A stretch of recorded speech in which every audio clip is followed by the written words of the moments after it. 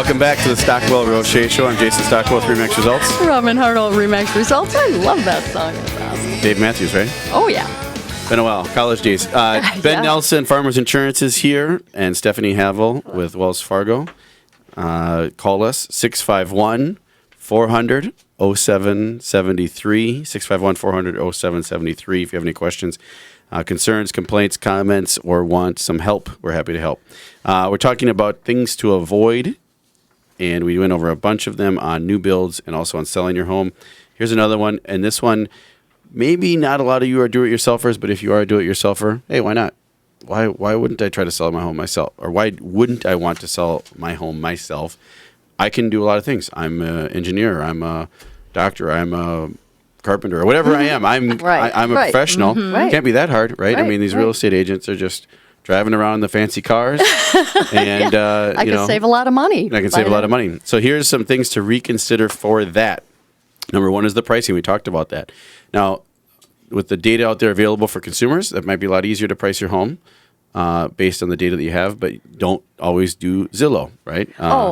So people use like the estimates and stuff on Zillow and things.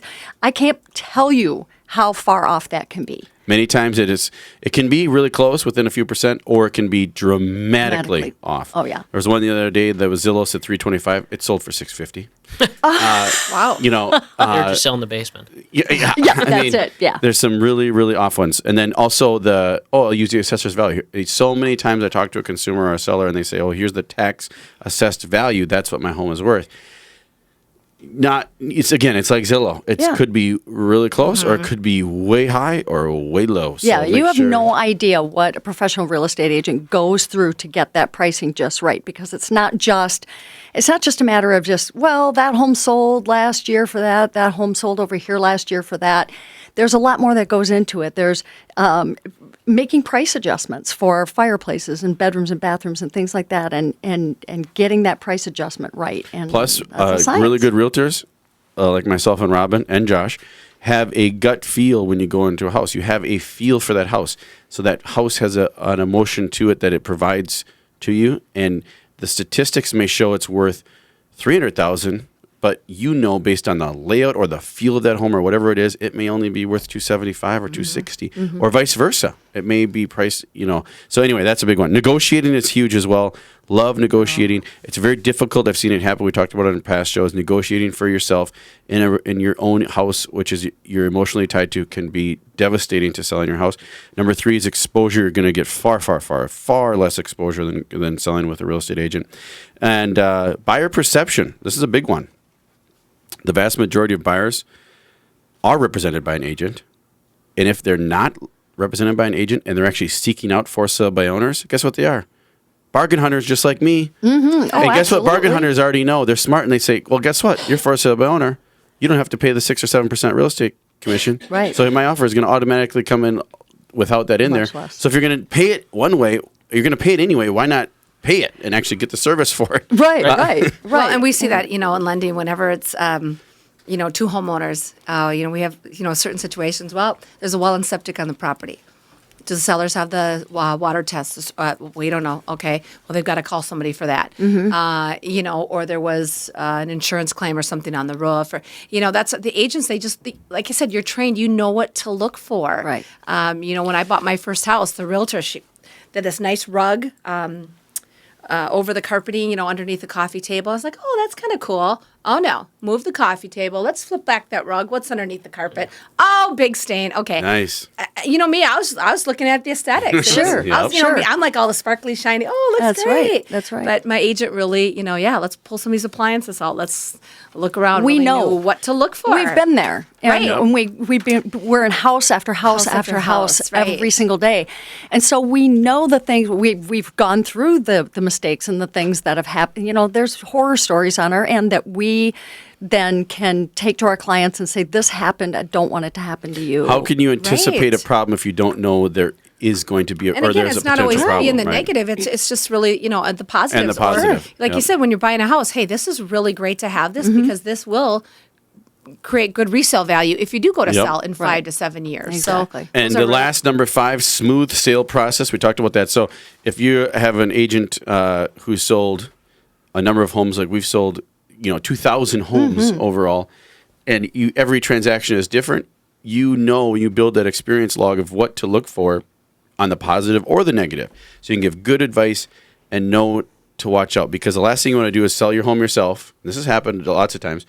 And then you actually get taken advantage of by the savvy buyer, or the sale doesn't go through, and you've got everything ready and you have no recourse because the contract wasn't written maybe the way that it could have protected you. So very, very good information. And not many people are, some people do sell it stuff, but not as many. But this is a tricky one just to go over real quick. 5 reasons not to use a friend or family member as your real estate agent.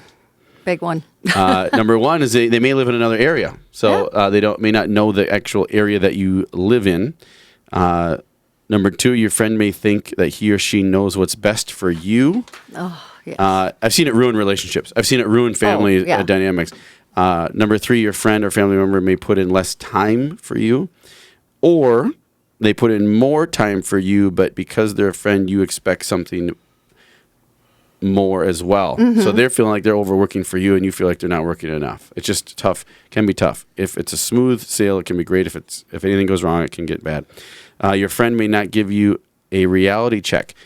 They may be afraid to actually talk to you as they would a client because you're a friend. That's right. So you might not be getting quite that. They don't want to push back on you because... Especially that pricing. The pricing is the big one, yep. That's really tough with friends and relatives. And disagreements could sour friendships. Oh, so yeah. it's a possibility. Not to say don't do it, because I love my friends and family, and I'm happy to help them as well. But just make sure sometimes that you got to know the right situation, and each of you have to know if it's a really, really good friendship. You might want to say, hey, you know what? Let's just keep business out of this so that we can remain friends, because the last thing we want is something bad to go happen. Right. Especially between spouses, when you get two spouses, there's a lot going on there. As an agent, we have to tell, if I'm selling my brother's house, that's something we have to disclose. Yes, we have to, related to seller, have to yep. tell the public that we are related to the seller.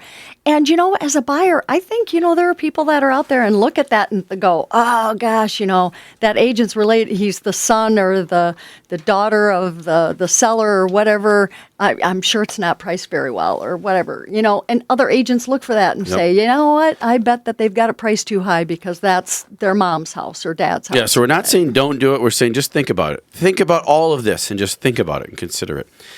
So on a positive note, invest in real estate now. It's a great time to invest in real estate. Rates are great, and the market's great. The rental market's phenomenal. We talked about that. And Stephanie? Yes. Positive? Well, because you're such a positive person, I got to give you the thank positive. you. I try, I really do. Ways. 5 ways to prepare for home ownership. Number 1, know your credit profile. Absolutely. And some of you may or may not know, but once a year you can obtain a copy of your credit report for free. You just go to annualcreditreport.com. Now, it doesn't give you your score, but it will give you your credit profile, and that's so important to know. What's on there. People say, oh, yeah, I have impeccable credit. Well, they forgot about the late payments and so forth. So knowing your credit profile, managing debt, having funds for down payment, showing your income, and just have money in the bank. So have money in the, I like that one. I like that one. Have money in the bank. Have money in the bank. Wow. You're going to have some down payment. People say all the time, well, I could afford to pay cash for this house. Yeah, well, you're not. So, right. So we need to see the money. Show me, you got that song? Show me the money. And here's the other thing. Be honest and sincere with your professional, your agent. Trying to pull the wool over our eyes isn't going to necessarily help us sell your home or help you with the loan. We're here to help you. We're here to advocate for you and be on your side. So we'll be back next week. I'm Jason Stockwell with RE/MAX Results. And I'm Robin Hartle with RE/MAX Results. Thanks, Ben Nelson with Farmers Insurance. Call him for a quote and go online to Facebook under Stockwell Roche Show. And thanks, Stephanie Havel. Wells Fargo. Remember, love yourself and love others.